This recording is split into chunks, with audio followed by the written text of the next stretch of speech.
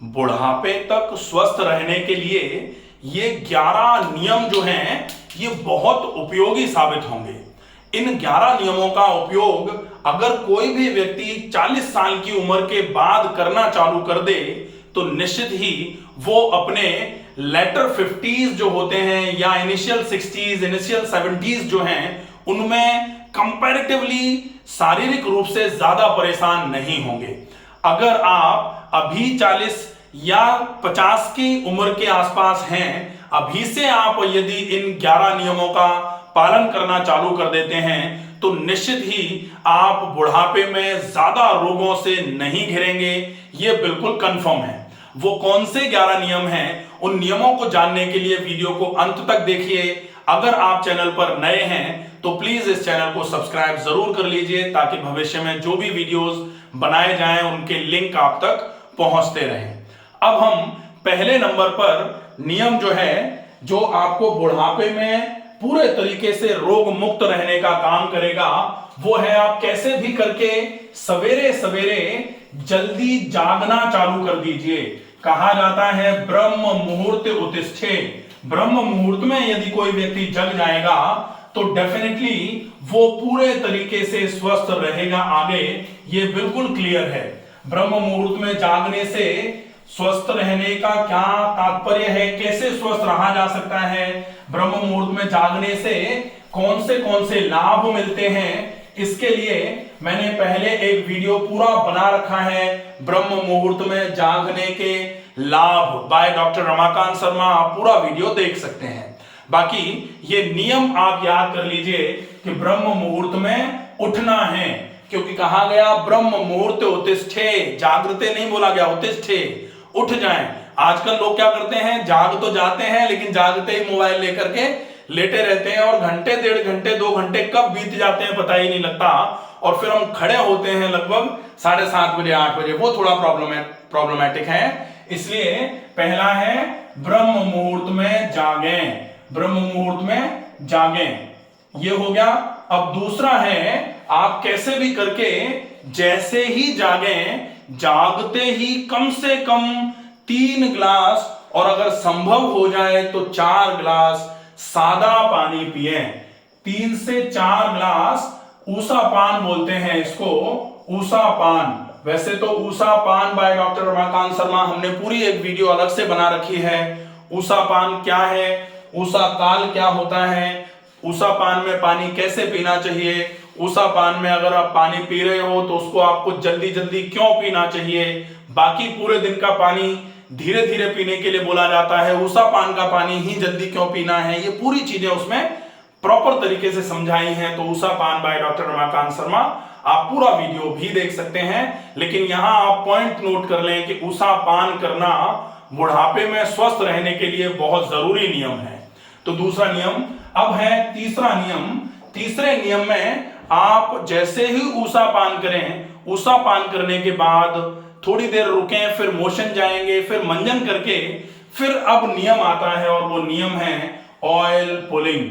Oil pulling का मतलब होता है 1 चम्मच सरसों का तेल या नारियल का तेल मुंह में भर के जोर से मुंह में चलाना, ऑयल को पुल करना, पूरे मुंह को खंगालना तेल से। ये बहुत इफेक्टिव प्रोसेस है, बहुत अच्छा फायदा आपको दिलवाता है। ओरल हाइजीन मेंटेन रहता है, दांतों से संबंधित कोई समस्या आपको नहीं आएगी, जबड़े से संबंधित या फिर जबान से, जीभ से संबंधित समस्याएं आपको परेशान नहीं करेंगी, गला आपका ठीक रहेगा। और ऑयल पुलिंग करने से पाचन की प्रणाली जो है वो एक्टिव रहती है, पेरिस्टाल्टिस से सांतों की चाल बहुत अच्छी रहती है। ये आपके लिए बहुत उपयोगी नियम है, इसको जरूर अपनाना है। इसके बाद अब बारी आती है ऑयल पुलिंग करने के बाद तेल को थूक दिया, तेल को थूकने के बाद मुंह को साफ कर लिया। इसके बाद है नस्य। नस्य जो है नाक में गाय का घी। नाक में गाय का घी बहुत आवश्यक ट्रीटमेंट है एक तरीके से। ये नियम न मान करके इसको इलाज, उपचार माना जाना चाहिए, क्योंकि ये बेसिकली उपचार ही है। आयुर्वेद में नस्य कर्म एक बहुत अच्छा उपचार माना जाता है पंचकर्म में, तो ये जरूर करना चाहिए। नशे में नाक में गाय का घी या फिर मेडिकेटेड ऑयल या मेडिकेटेड घी नाक में डालना ड्रॉपर से, इसको नशे बोला जाता है। ये बहुत उपयोगी प्रक्रिया है। इसको दिन में कम से कम 2 बार, पॉसिबल हो जाए तो 3 से 4 बार। जिनकी नाक बंद रहती है, जिनको दमा रहता है, जिनको साइनस की समस्या है, नेजल पॉलिप्स हैं, जिनको माइग्रेन रहता है, सिर में भारीपन, सिर में दर्द रहता है, आंखों से संबंधित समस्याएं हैं, उनको 4 से 5 बार अगर नशे वो दिन में करेंगे तो बहुत अच्छा लाभ मिलना चालू हो जाता है। नशे के बाद अब हम देखेंगे 5वां नियम जो आपको बुढ़ापे तक स्वस्थ रख सकता है, वो है नियमित प्राणायाम का अभ्यास। तो नियमित प्राणायाम का अभ्यास क्यों? क्योंकि प्राणायाम की परिभाषा है तस्मिन् सति श्वास प्रश्वास योगति विक्षेदः प्राणायाम, और प्राणायाम को कहा जाता है प्राणायाम इति पिता। पिता की संज्ञा प्राणायाम को दी गई है। और प्राणायाम अगर पिता है तो पिता क्या है? पिता का मतलब होता है प्राणो रक्षति इति पिता, प्राण की रक्षा करने वाला। तो प्राणायाम प्राणों की रक्षा करने का काम कर सकता है, इसलिए नियमित प्राणायाम किया जाना चाहिए। ये आपको आपके बुढ़ापे की तरफ जब आप जा रहे हैं उस समय आपके शरीर में रोग मुक्त रहे शरीर, इसके लिए बहुत आवश्यक प्रक्रिया है, आवश्यक नियम है।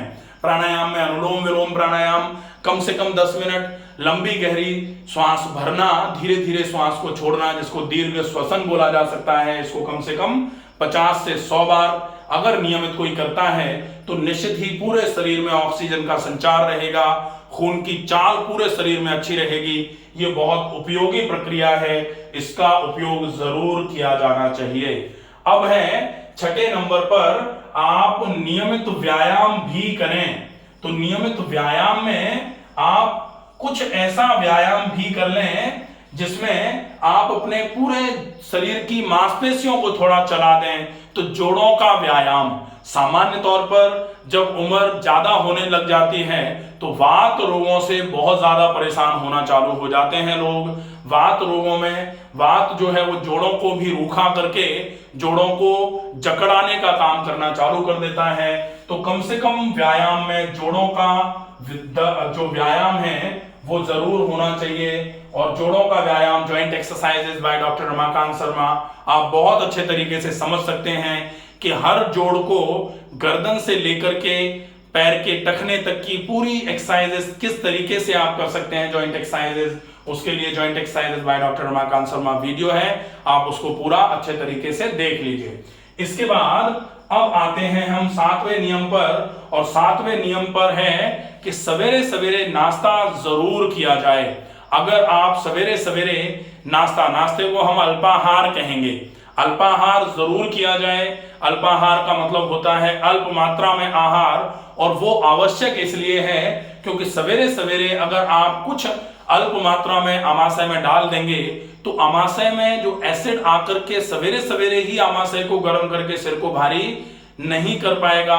इसलिए आपको जो अल्प आहार का समय है, जो ब्रेकफास्ट का समय बोला जाता है, अंग्रेजी में ब्रेकफास्ट कहते हैं, मतलब फास्ट को ब्रेक करने के लिए कुछ हल्का खाना, अल्पाहार हिंदी में कहा जाता है, मतलब आप अल्प मात्रा में कुछ ले लें, ये आपके लिए बहुत जरूरी है, इसको अल्पाहार बोला जाएगा। तो ये आप नियम पूरे लिख करके रख लीजिए, ये जरूरी नियम है। अगर आपको पूरे तरीके से स्वस्थ रहना है तो इन नियमों का पालन बहुत ज्यादा आवश्यक माना जाता है। अल्पाहार आवश्यक है।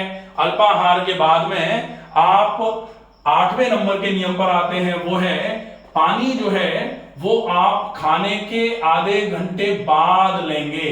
खाने के आधे घंटे बाद, अगर आप खाने के तुरंत बाद पानी लेते हैं तो ये आपके लिए बड़ा नुकसानदायक हो जाता है। कहा जाता है भोजनांते विषमवारी, भोजन के अंत में अगर आप पानी लेते हैं तो विष का काम करता है।